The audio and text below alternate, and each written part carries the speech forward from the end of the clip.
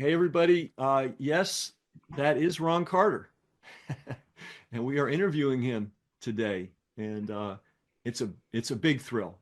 And I want everybody to know if you like Jazz on the Tube, Ron is one of our biggest supporters. And I can only imagine how many groups he helps based on the level that he helps us.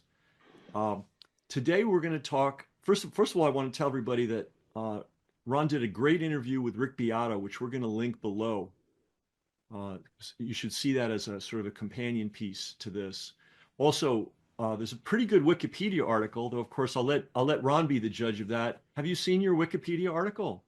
Not yet, but I'm sure you can tell me where it is. I can give you a Oh, report okay. on it. It seems pretty good. It seems pretty thorough. But I was going to give you a chance to correct anything because they're known to sometimes get things wrong. In fact, I may be asking questions based on misunderstandings, but we'll clear those up. Okay. Now, there's a lot of material that you can go through, starting with Rick's interview, to learn about to learn about Ron Carter. I'm a little flustered, I got to admit. I'm just a guy Uh, sitting down in the chair. Come on. okay, Ron Carter, the musician. There's a lot of information about that, but we want to talk today about Ron Carter, the educator. And as a curveball, we also want to talk about Ron Carter, the student. And we have a lot of young musicians that listen to this program. We have a lot of educators, and I think we can get a lot of insight into how to be a good student, how to be a good educator. Uh, why did Detroit produce so many amazing musicians? What was going on there? And questions like that. I'll get many answers I can give you. Okay. Uh, First of all, everybody should know about the website roncarterjazz.com. That's roncarterjazz.com. And we're going to be talking in detail about Ron's educational initiatives, which are, by the way, not new. He's been an educator for a long time, if you weren't aware. But his internet initiatives are fantastic, and we're going to be talking about those in detail. But I want to talk about history. So, Ron, somehow you were made a member of the Alabama uh, Music Hall of Fame, but you were Yes. born in Michigan. What's Yes. the story there? Well, this Birmingham is what it is a town of interest right now. They wanted to have a place that would put them on the map, in that so many people who are from Birmingham or their relatives are from Birmingham who have turned out to be famous people in the world of something. And this is a specific group of people were interested in jazz musicians who are from Birmingham. Well, my mom's mom was from Birmingham, Alabama, so I qualified as one of the people who had the historic background to qualify for one of the people to be put in a place like this Birmingham Jazz Hall of Fame. So last spring, they invited me down there to be the first inductee. Is that the right word? Yeah, I think so. Into the Birmingham Jazz Hall of Fame. And they have a great building. They have great artifacts from great players.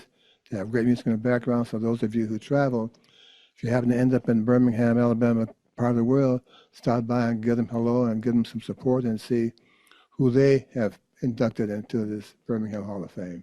So that was through your mom's mom. Yes. It's interesting because of my mom's mom, I get to be an Italian citizen. So it's very interesting. And I want to start here. We've heard this phrase, the greatest generation. And there's a lot of great generations, let's face it. But I have to think one of the greatest generations, and it was many generations, were the people that came out of the South, went to places like Pittsburgh and Detroit and Chicago, and went through a complete transformation. They had great opportunities that they didn't have back down south, and better jobs, better housing, and most important, they took the advantage of creating an amazing educational system for their children. Any place on earth at any time in history would be lucky to have some of the schools that were in Detroit, that were in Pittsburgh, that were in Chicago, Fort Worth, Los Angeles, even. And it's something that today I think everybody needs to pay attention to. We need to pay attention to the quality of education we're giving our children. Um, so you started cello at age 10. Now that's unusual for anybody. 11 to 12 is more accurate. They keep separating the numbers, but if we say age 12, it's probably a little more accurate. Okay. by coincidence, I have a nephew. He's 18 and he's getting ready for his auditions at Curtis, Oh, wow. At Eastman. Yeah. So I have a little insight into what's involved in a child getting on that track and staying on it all the way through admissions to one of the top conservatories. So you obviously, how did you fall in love with the cello, or was it thrust upon you? How did you discover the cello? Well, at some point, there's a lady who was ultimately was the music director of the system in Ferndale, Michigan.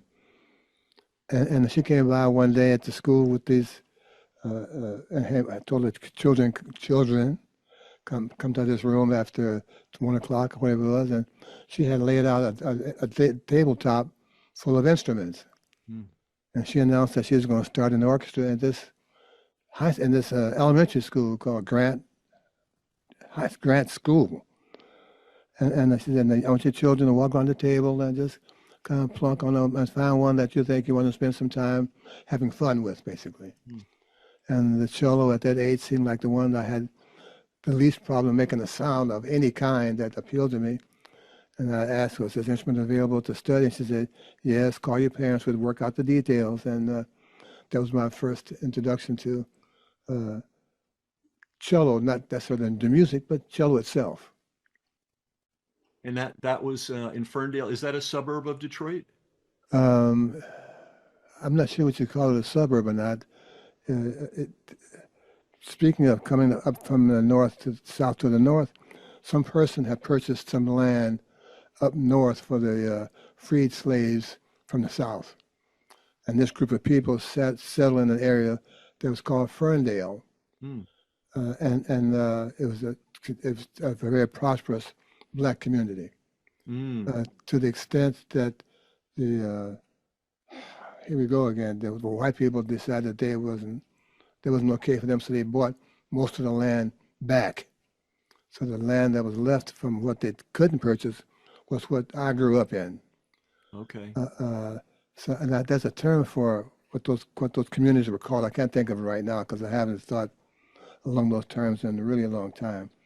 It was not incorporated, Mm-mm. and the powers that be decided that they didn't need to be incorporated, which means they weren't eligible for any of the benefits of a incorporated area town would Mm-hmm. have. So we were kind of basically on our own. The community, the Mm-hmm. black community, was basically on their own regards to any kind of I would say federal, any kind of city, local, state benefit that those groups of people that were unincorporated were entitled to have. Mm. And yet there was this wonderful teacher. Yes, who decided that she was going to bring some music to this school with all black kids up to kindergarten to eighth grade. Yeah. And thanks to that, you put your hands on the cello for the first time. Yes. Wow. Now Yes. then you ended up at Cass Technical. Is that what they call it? Technical High? Cass Technical? Yeah, called Cass Technical High School. It was like a junior college back in those days. But it was, in fact, a high school that you had to audition to get into the high school. And it was a super high quality school for my understanding. Yes. And Yes. on the music side, I think some of our listeners are aware because of all the great musicians that came out of that program, but they had also other professional level education going on at Yes. It Cass was too. sewing, architecture, uh, the arts in general, choirs, art dances, um, mechanical engineering is a really a complete um, worldly preparation educational environment, and in a great music department. And everything at a very high level. Absolutely, no question about that. Now, I'm putting you on the spot because I didn't give you preparation and you may not know the answer. And I don't know the answer either. I could have researched it. How did such a great school come to be in Detroit? I have no idea, but they were able to reach around to the suburbs of Detroit Hmm. and hold auditions for kids who were recommended by their local teachers to audition for this place called Cass Tech downtown Detroit, which is a good high school for kids who were seen to be exceptionally bright at whatever their specialty was. Did you have a long commute from where you lived to school? Probably so, because it was downtown and we were like a not downtown residents.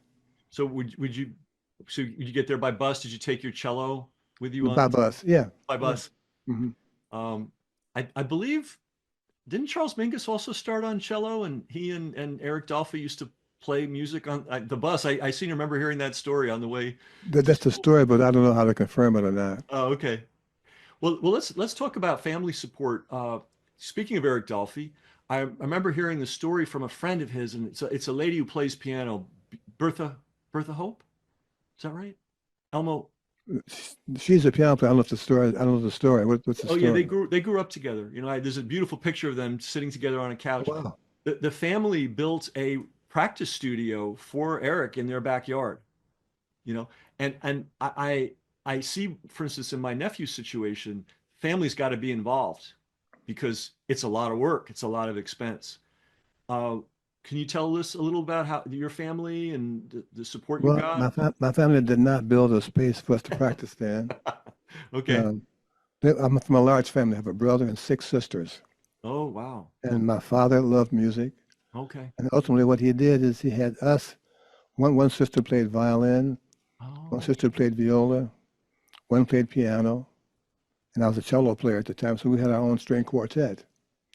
And okay. that was my family's one of their influences on group playing, for example. Uh, we had our usual amount of chores to do, to cut the grass, do the snow and stuff, but we always were allowed time to practice on our own and be a part of the family quartet. My parents never played instruments on their own. My father made a ukulele out of cigar box and rubber bands, but they were not professional or amateur players by any means. Mhm. No. Were your siblings also educated at Cass? Um, Two of them were. The others were.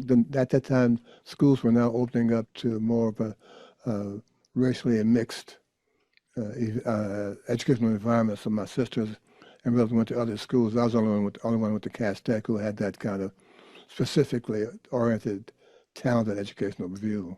Gotcha. What was the environment like at Cass for a music student? Well, as a music student, you had to play in the band, you had to play in an orchestra, you had to play in the choir, you'd be in the choir. And I played tenor in the marching band, for example. Oh, And I played B-flat clarinet in the concert band. okay. And I played cello in the chamber group in the symphony orchestra we had. And I was in the choir. They're all musical activities involving music broadly. Hmm. And there were some wonderful classical players. Several of them went on to be major classical players in orchestras throughout the states. You know, conductors and composers. You know, and those who didn't do music, they went to some other kind of professional organization just because of the system at Cass Tech that was a part of the system, organizing and working out the issues in your particular field. I mean, it's the only high school you know because that's where you went. But Yes, I can tell you right now, my high school wasn't as well organized, and I have a yes. feeling a lot of our listeners have no idea how well organized and thought out a high school can be. I think Cass should be a It model was to everyone. it was incredible. And unfortunately, like you say, music has no place. They're not allowing the arts to be a major factor in the kids' education now, and that's too bad. Yeah, because when we look at cultural achievement, we tend to focus on the individual, which is you have to because they're the ones that carry the banner. But there has to be a community, a structure Mhm. behind the individuals so that they can go through the very long growth process. You don't learn to be a musician in a week or a year. It takes a long, long time, a lot Yes, of hills you have to climb. sure. So I think when we see a great musician on a bandstand, we should be thinking not only about that person's accomplishment, but there was a community, and I mean that in the broadest sense of the term, Yeah. that valued children and valued their education, and you're seeing the fruit of that. Okay, well, they have more and more uh, papers presented about how the student who studies music at an early age, what kind of adult they ultimately end up by being and their contribution to their community, to their neighborhood, to their specific business. They found plenty of examples of a school that had an arts program, a music program, where those kids who were involved in that program were different kind of citizens in terms of their social commitment, their community commitment, ultimately their rank in society as far as a successful, however you ultimately define that. And somehow, one of my friends, Ken, had a great line. He said he longs for the day when the music students get the scholarship and the football players have to sell cookies for uniforms. It's weird because we claim that our civilization, the Western civilization, comes from Greece, ancient Greece. Well, music was one of the arts that they taught. It was one of the essential arts. So why are we dropping it? It makes no sense. So I imagine. So how did you even learn? Because every child goes through this process. You don't really know the larger world, and then bit by bit you learn about it. When did you realize that there were conservatories that you could go to once you got out of high school, and that there were great ones, and that if you could get into one, you could spend 4 years going even deeper into music? You knew that from high school because high school was built on that kind of advanced education, educational systems. If you get out of high school and you want to keep playing, where else can you go? Schools like Cass Tech had a sheet, had a counselors, they called them back in the day, who would advise you on what your next step could be educationally if you wanted to further your career in auto mechanics or fashion design. And in my case, music.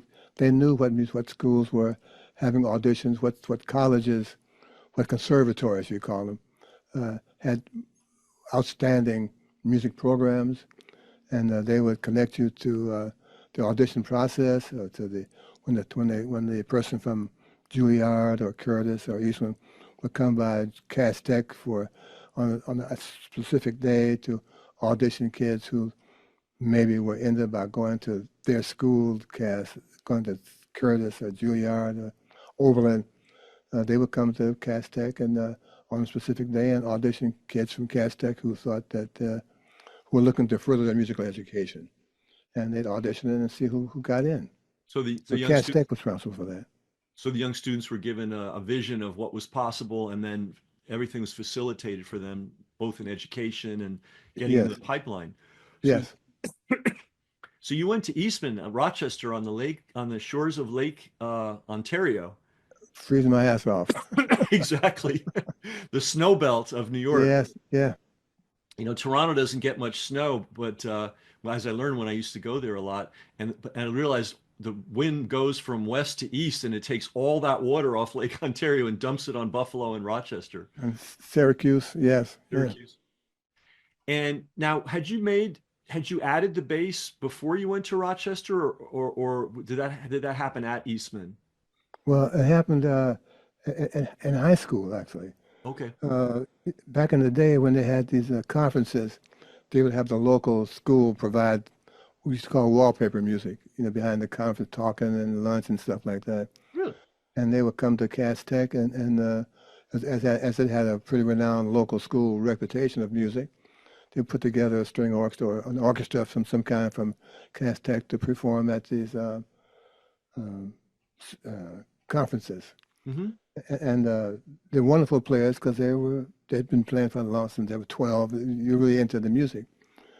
And I thought that I was equal to the task of being able to perform this wallpaper music for the IBM executives at conference or whatever they had, NEA conference, And I thought that I wasn't getting an opportunity to do that. So I look around one day and the bass player, whoever he was graduating January of 1955. I said, okay, well, if he graduates, if my subtraction is good, 1 from 1 is 0. But they need a bass player. So, okay, I'll be that guy. Okay. So I talked over my parents who agreed that my view was reasonable and they accepted my logic. So I traded in my cello, got a bass with some lessons with the Detroit Symphony bass player. I was informed that the guy from Eastman was coming to audition from Eastman School of Music, coming to Detroit for the audition at the school. And it turned out that the person auditioning was George Michael, who was the bassist, who was the cellist at that time with the Detroit Symphony. Hmm. I played for him. He said, "I think I will get you a scholarship if you're interested to Eastman for 4 years." Wow. And of course, I'm interested, and my parents would love the idea. So off I went fall of 1955. How long had you been playing the bass when you got that opportunity? 6, 7 months. Oh wow, okay. So I imagine if you've been working on the cello, the transition of the bass is not a huge leap. It's not like going from zero. Well, it's always going from zero if you don't play the bass at all, Okay. and Okay. you throw into an environment where you got to be able to produce a certain level. Okay. It's like going from 0 to 0.3, something like that, Okay. So And I so was able, huh? I'm sorry, go ahead. And I was able to perform well enough, even at that early stage, that Mr. McKell saw some skills that he thought would be interesting and worthwhile to have him recommend me as a student who was eligible with the skill level and grade level to be able to be a full-time student at the Eastman School of Music. Can you get this kid a scholarship? Wow, and you did that was you said 6 or 7 months of from zero to the time you got a chance to audition for Eastman. Yes. So I have to guess that you really know how to work because My father taught me discipline okay. and being productive at my attempts. So I've kept that routine in my head for all these years. And because I'm always trying to educate my nephew too. It's like and this is sort of from left field, but what is that discipline? What's a day like? Um, I'm not sure. That's a pretty broad question. And I know, but you I, know, you wake up. wait a minute. Okay, I'm good. 88, so it's hard to go back to those days you're I asking me about. know, I know, I I, know. he's eight.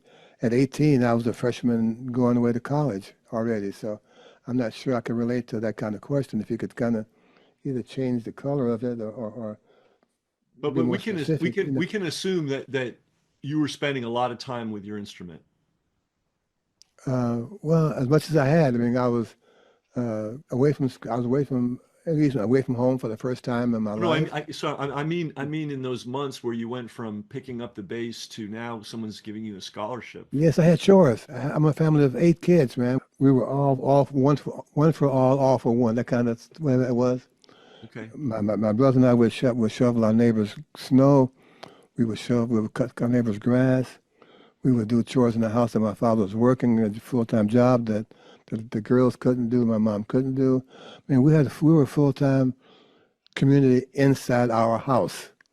So I wasn't just getting up at 9 o'clock in the morning, playing bass for 12 hours and Okay. taking a nap. No, part of my family job was whatever it was assigned.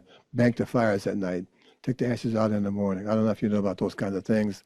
Back in the day, I had a paper route to get up at 5 o'clock and get on my bicycle and sell papers with customers on my route. My neighbor, I was busy, man. So if they think that I woke up one morning and played great, that's that's a Channel 7 news story. That's not true. I was disciplined. I had a goal in my mind. My father, watching him function in this kind of society at the time. My sisters were encouraging. I had some go into the contest of upstate Michigan. I will win a few medals as a whatever they call those kind of things. My sister and I went to where we broke the color barrier at Interlochen. Oh, really? 16. Yeah. So my history goes way back, and I don't have the detail in my head to answer those specific questions. Sure, sure. But we were taught to be responsible for ourselves and for our community. Mm-hmm. And if you have a goal in mind, you got to work toward that goal. You got to kind of set some things that may be in the way of that goal far enough away that doesn't interfere with you reaching your goal. And it turned out my goal was to be a wonderful player. And given the chores I had to function as a family member of 10 people, I had to find a time when I could just focus on practicing. So I would allow me 2 hours a day or so just to do that every day.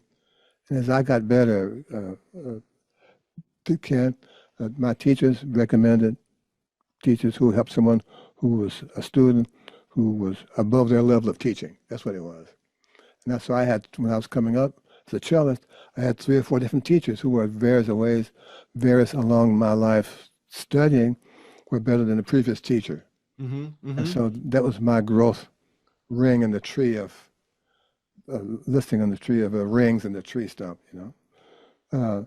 And I carried that mindset and my responsibility to the level I want to be responsible for, and to when I practice, learn how to practice, make practice as disciplined as everything else in life. Uh, Here I am at 88 with the same concept. Gotcha. Gotcha. So now you're at Eastman in Rochester, which is even colder than Detroit. Is it colder than Detroit? I think so. It's cold as cold, man. Okay. Cold is cold. That's true. And now you're in Rochester at Eastman, and you discover jazz, or at least that's the story I'm getting from Wikipedia. But obviously you. That's basically correct. I would go home from Detroit, from Rochester to Detroit for the spring break and the summer break. And I would work at the various jobs in Detroit for the summer. One summer I was a playground recreation director. I would go to the playground in the morning at 9 o'clock, take all the gear out of this box, play with the kids, make sure they didn't get hurt, got rough with the tools, and then collect all the tools at sunset, come back in the tool shed and do the same thing for the summer. I had several jobs like that during the course of my 3 or 4 years at Eastman summers in Detroit. Mhm. Along the way, one of my neighbors, the first summer I was home doing that, he was putting together a group of guys to play at the Wayne University summer fraternity parties and stuff like that Mm-hmm. out on the river. And he said, I'm putting together a band together. I need a bass player. Can you do this? I said, well, I'm not sure what you asked me to do. We talked and talked and talked and talked, and he gave me some records to listen to and some tunes to look at. You know, well, I could really read great because I've been in classical music all my life, and reading the music was not a problem. I didn't know what they were supposed to do with the music because it's just the melody, you know. So we worked it out.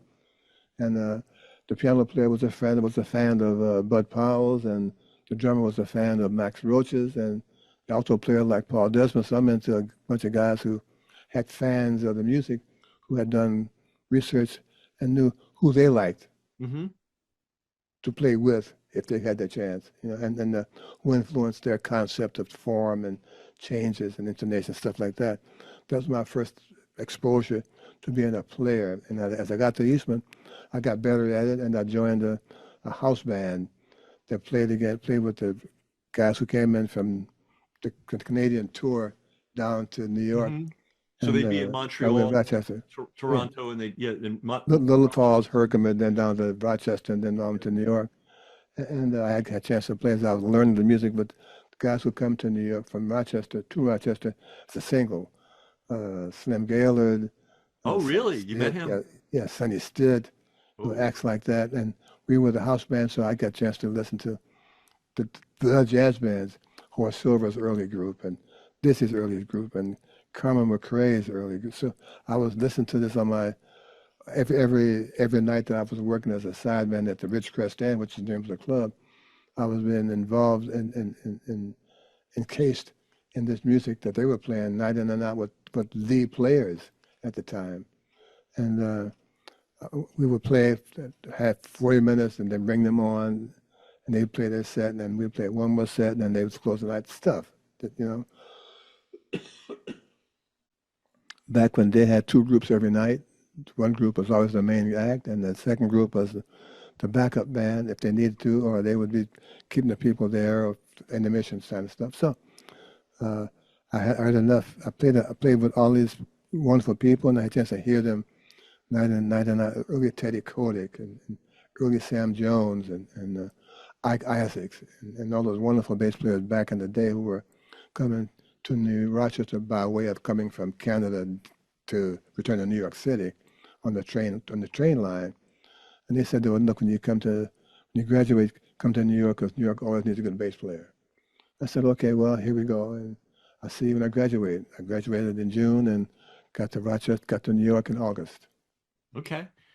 In the Wikipedia article, they talk about a place called the Python Yes, Room. Python Husband. And in one of the parts of Rochester itself was the black community in Rochester. And some friends wanted to put together a jazz program, a jazz music club for them, since Rochester was still on the segregated side of segregation.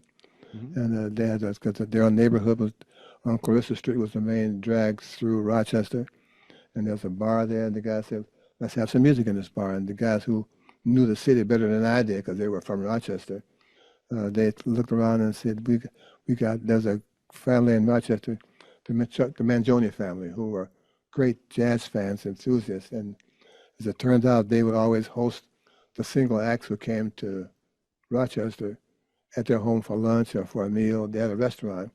So I met all these guys on a more personal level at those kind of Mangione meals.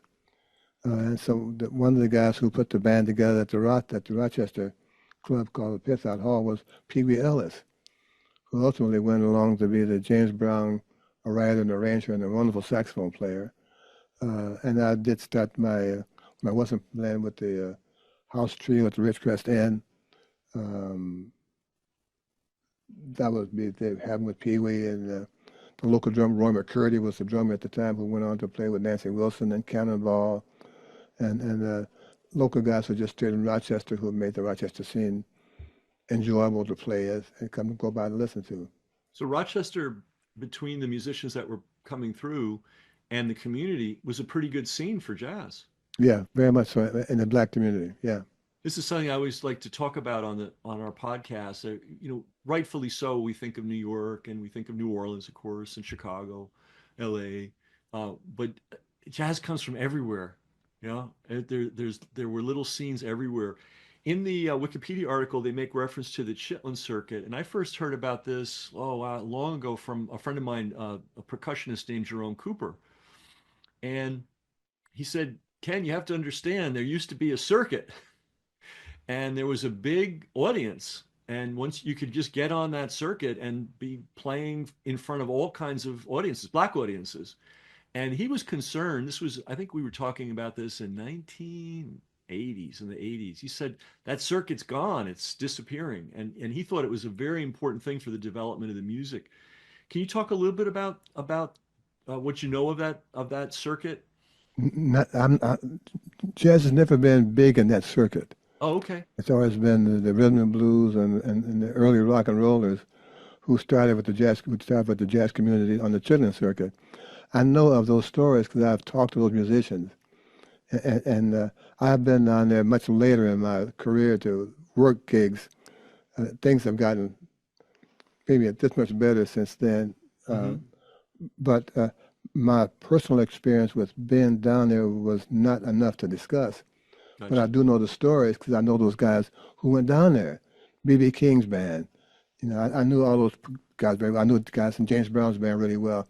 They would tell me the stories about the Chitlin Circuit, and then you couldn't eat the restaurants. You had to go to a neighbor's home. Had a basement that they could turn into a bedroom for the three guys in the band, and they would take turns. Yeah, his stories are correct, but my experience with physically doing that don't exist. I know the stories, and I trust the guys who told me the stories, so I would agree with his view and his commentary, as his descriptions are much better than mine. Gotcha. So you graduated from school in June, and in August you're in New York City. You're 20? Well, I don't know. I'm older, I'll tell you that. Older than, and now from the Wikipedia article, it talks about Chico Hamilton and it talks about Don Ellis. Two of the most creative band leaders, and you landed with them very quickly. Well, okay. Do you remember? Chico's band was that I came to New York and I had met him in Rochester on one of those jazz shows that went through town. He said that he's going to New York, and he thought that the cello player, Nat Gershwin, was going to leave the band when they got to New York. And if I was too interested, he would hire me as a cello player. Well, I said, okay. I didn't know enough to know that he wasn't being truthful or not. I said, okay. Okay. So I got to New York, and I went down and see him at Birdland. And I told him, well, I'm here. He said, well, change your plans. The bass player decided he wanted to go back to Seattle. Wyatt Ruther, really good player, with the band. And I need a bass player now. Can you do that instead? I said, absolutely. So I left for a tour with Eric Dolphy in the band, with Dennis Buttermere and Nat Gershwin with the Chico Hamilton band for maybe 4 or 5 months. And then the band decided to break up. Eric decided to stay. Chico decided to stay, and the other two guys went back to California. That was the fall of 1959, early 60. And then you had a early professional experience with Don Ellis. Doing the recording situation. That was my Oh, earlier recording. days of recording. Yeah. He had a record called How Time Passes, where he's using a half valve, a four valve trumpet, a half valve, and interested in all the different rhythms. Seven, I call it a hat size, medium, with the would be the tempo marking, medium hat size, and Charlie Persip and Jackie Byard were on these recordings. We had an interesting time, the early stages of the later on avant-garde freedom movement. This is like 1962, way before those guys started. I got about 20 minutes left, Ken, so let's move this along. Gotcha. Okay. So you went from Eastman pretty much into the deep water right away. Well, I was 6'3", I wasn't too deep. All right. Hey, last question. Well, first of all, we do want to make sure everybody knows roncarterjazz.com. And we want to make sure everybody knows that you were a professor at City College. 20 years. 20 years. And I only missed 2 classes in 20 years. Wow. I had the full schedule. I was teaching 22 hours a week. I was teaching jazz ensemble, arranging, 6 students, a jazz history class, full time. Wow. And I missed 2 days. That's better than most students. I've tried to instill with them, Ken, I'm responsible to them. I'm responsible for them. Mm-hmm. And teaching and students are 2 ways. You got to be responsible to me. Your job is to do the homework, for example. Follow the assignments. Pay attention. Take notes. That's part of your job. My job is to make sure you do what I ask you to do so you can kind of be productive in whatever it is you want to do. You know, it's difficult now because there are enough things in the way of that easy to have a focus. Back in the day, you didn't have all the things going on, so you got to really convince them that the new things are happening. Okay, but there are other ways to learn what you're trying to learn, and I prefer my way than your way. But let's compare ways and see how we can make this work. Yeah, for instance, we didn't have smartphones. None. Or internet, none of this stuff. This is so hard for young people to imagine. And I think in a way, it was better because there was less choice. So the choices that you made, you tended to go deep into them as opposed to just flittering around on the surface of everything. Well, I think most teachers are going to feel the same way, and most students will not feel that way at all. I know. My nephew what I try to do, what I do with all my students is when we have lessons, we don't tape the lessons. Because why would I want you to go home with that terrible sound with a iPhone as a sample of how the lessons went? I want you to hear that in your ear. So we have pencil and paper. Kids, you know what that is? Pencil and paper. Okay, here's a pad. It goes like this, and then page 1, the date. Yeah. And once I get them to commit to this concept, Ken, of using their language skills and what literary skills they may have to write down an idea in 25 words or less. This idea is their second teacher when they go home. They can always read this notebook that I insist that they bring to my lessons in my class. Mm-hmm. They can read this at any point. They don't have to find out they run out of batteries. I mean, there's no bad light now. This lesson is telling you exactly what the teacher expects from you and what mistakes you made during the last lesson or the last class or the assignments. And once I get them to commit to this, today would be a new way of doing information, they appreciate the lesson more because they have it physically in their hands. I try to encourage teachers to do this process with the students to give them a chance to be more proactive in the lesson. Yeah. Not just sit down and press a button and this kind of goes by themselves. No, I want you to write these words down in 25 words or less. And when the lesson's over, read them back to me to see if you were shucking and jiving and what did you didn't write down. You didn't write this down, man. Get out of here. Stuff. So I can monitor their honesty and their behavior following my assignments. Gotcha. And the word honesty, one of the things I love about music, besides the fact that I just love music, is it's a profession where there's not much bullshit. Like you None. You can either do it or you I can't. can't. And there's I mean, even brain surgery, I'm sorry to say, there are people maybe shouldn't be brain surgeons, but they are anyway. Yeah, yeah, Well, you know, the old joke is, what do they call the doctor that graduates at the bottom of his class? Doctor. What do they call yeah, a musician that unemployed? I mean, yeah. it's one of the last meritocracies in our modern era. So now I'm going to throw well, actually, let's talk about how you offer your education now, how you educate people now. Okay. Well, one way I'm doing it, Ken, is that I have my own books. You know, and my books are not like the standard classical books. We all the bass players started with the Nane and the Samando and the Billy because that was the Bible that most teachers learned from who are playing jazz taught their students. Mhm. Okay, well, that's not how that's not my concept of playing the bass. And I've started a library of about 15 books now of various concepts of mine. One is called Ron Carter Drops, which is the books go look at the doom, those kind of things, and to show where I use them and how I use them. And the next one is called Behind the Changes, which shows a page of me, how I altered changes for blues, and I got rid of them in a couple of standard tunes. My way. I'm using my method in my publishing company books to show the bass players who are my students how I do whatever it is I do Mhm. with a skill that I'm sharing with you. Mhm. When Mhm. you leave my room, you will not sound like me. Mhm. You better not sound like me. You'll sound like you, whatever you is, with the skill levels I'm showing you. We play across the bass, not so much, not horizontally like this. Mhm. We play Mhm. this way. Mhm. And I think that that's one of the primary differences between the classical teachers and the jazz teachers, the jazz bass players and the classical bass players, who play the bass completely different from each other. Mhm. And with my books, I'm able to show my students who are uh, doing some Broadway shows occasionally, and they play every Thanksgiving, and the pickup orchestra play the Brandenburg and the Hallelujah Chorus, those kind of religious events that require more than one player, more than one bass player. I can teach them the basic skills, but I can't make them competitive with the person who's been auditioning for Philharmonic orchestras all of his life. Mhm. You know, Right. but I use my books to help show them these are the skill levels I've used to do what attracted me to use a teacher. Mhm. Mhm. Not play like me, Mhm. just use my skill level that I develop, and I'm continuously evolving it with my series of 8 or 9 books, roncarterjazz.com.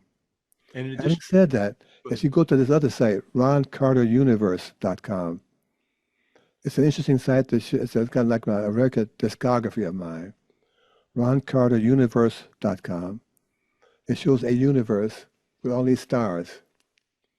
When you click on one star, it shows a record that I'm on. Mm. It shows the personnel. You go on YouTube, you can hear part of the tracks from this particular record. For us right now, so this covers about 1,100 records, and we're trying to do some we try to do a couple of sittings to go to increase this number. The number is supposed to be like 2,200, something like that, and we're halfway there now. But it's a nice site for nerds out there who want to just see what it is I'm supposed to be able to do, or my history of making records. And it's again, I recommend if you go on this site, have lunch first because you'll be so consuming you will miss lunch. That's great. And But you then also, again, what I try to do with my kids is show them how many choices they have mm, and what variety awaits them. But you need to have a plan, and I insist to them that my plan works with my books. gotcha. Now, in addition to the books, do you also do online education? I did during the course of the pandemic. Okay. It, and they have not really figured out how to play with Zoom. You know, I can't play with them. They haven't figured that out yet. I prefer them come to my home, to my Gotcha. studio. But I enjoyed. I learned another way to teach because I couldn't touch them. I couldn't see Yeah. exactly how they were holding the bass Mm-hmm. because they were in London or somewhere. They weren't in my room, so to speak. They Gotcha. weren't right there. You know. Gotcha. Uh, It And has its drawbacks, but I learned another way to show people how to play the instrument. So I was grateful for my openness to make this pandemic, not knowing how long it's going to last. And when the Wi-Fi went out at your house or in my studio, there was just an interruption. It was a drag, you know. I'm glad we're back to where we are as far as that's not necessary, but in person is always best for me. Gotcha. Do you have time for one more question? Sure. Okay. This is a very fundamental question. Here it comes. Here it comes. Oh, we have a lot of fans who go and hear the music who may not have ever had a musical education. They didn't have the opportunity. And they look at a band and they see the horn players out front, or if it's a piano trio, they see the piano and they get that, hey, there's a melody and there's improvisation. They know there's a rhythm section. They see it. They know it plays a role. They know the bass is part of the rhythm section. Tell us, what does the bass player do? He does everything. Unless he's a leader, he does everything but collect the pay. Every note he plays, Ken, does the following things. Each note I play has this information: what the form is, what key we're in, what kind of rhythm is this tune, the bossa nova, swing, two beat, the pitch of the band, the presence of the beat, and the sound of the instrument. Each note, that's 6 things. How many things is that, Ken? 1, 2, 3, 4, 5, 6 with the sound.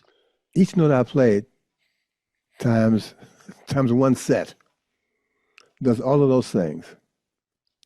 And when they come to see a band, I don't want them to feel that unless you know those things specifically to see the band, I don't want them to distract you from the music, the broad effort of these 3 guys of the trio. I like to have you understand that the bass player's job is at least 3 out. Each of these 3 things, that's his job, not just to be the last guy in the back of the band behind the palm tree. You know, Right. Any more than when you go to a classical concert, you're interested in what bass method this guy study, right, or what strings he has, or how old is his bass. I mean, it seems to me, Ken, that we kind of have different standards for accepting the music and being inclined to know those kind of details when shouldn't get in the way of you enjoying the music. Mm-hmm.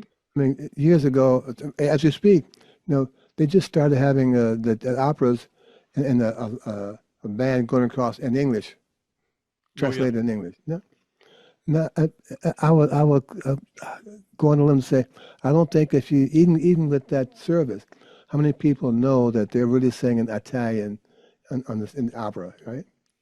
Because why would the guy know what kind of strings I have to go hit a jazz band, or what kind of bass I'm having? That's part of him having to be able to enjoy the music. Mm-hmm. That's not critical. Just understand that there's a whole process going on, and the bass player in this case is taking sources from the 2 guys in his band and 2 other members in his band. I'm talking about a trio. Mm-hmm. He's taking information from these 2 other sources. His job is to combine them, eject them, build on them, along with his own personality to make the band do one of the things he thinks they're capable of doing. Mm-hmm. That's enough. Any more than is necessary, more than the orchestral listener to know that there's 6 bass players, and they practice together all the time, so they got the same notes, the same fingering, probably share the same rosin, different bass. They've learned how to play it sitting down. Someone's responsible for turning the page. I mean, why should they know all that to enjoy the opera? Sure. Any more than the guy who's come to be here, a jazz group must need to know my classical background or what key we're playing in. Hey, man, if I told you, you probably wouldn't know what I meant, but that's okay. Just enjoy the effort that we make to make this music not just fun for us, but enjoyable for you. Well, when you go to a sports game or you watch sports on TV, there's informed commentators helping you understand the beauty of what you're seeing. They're not detracting from the sport. They're not taking, but they're saying, "Hey, that was an amazing. Did you see what he did?" That can be helpful. I wonder what you think about this, and we'll leave this as the last note. Bass, BASS, right, for the instrument, but there's also a word bass, which another word for bass is foundation. Yeah, we are that. Okay. You know, Uh, uh, and there have been groups who've been successful without that. Years ago, Jim Hall and Bob Brookmeyer had a duo. You mhm, know, and I love that kind of stuff because it's really transparent what their thoughts are. Because mhm, the third guy, the bass player in this case, his sound's not there, his input is not there, his presence is missing in terms of a trio, mhm. number three. Yep. So you got a chance to hear really Bob Brookmeyer and Jim Hall really exchanging breaths and changing and exchanging shoelaces because they're so transparent. You know, Mhm. uh, if you had a bass player to that duo, you hear what the duo doesn't have without a bass player. And those Gotcha. guys are valuable. I enjoy listening to Jim because I knew both of those guys and I played with them. They were just great players, and I enjoy playing with them more so I could show them what they missed. Mhm. Gotcha. Gotcha. So it's roncarterjazz.com and Yes, roncarteruniverse.com. Make sure you pack a lunch if yes, you go to that site because you'll be yes. there a while. That goes for you too now. I will. I'm going. Believe me. I'm going to be there. Um, I want to thank you so much for your time You're and welcome. your generosity as a human being on all in all dimensions. And thanks for joining us. Good.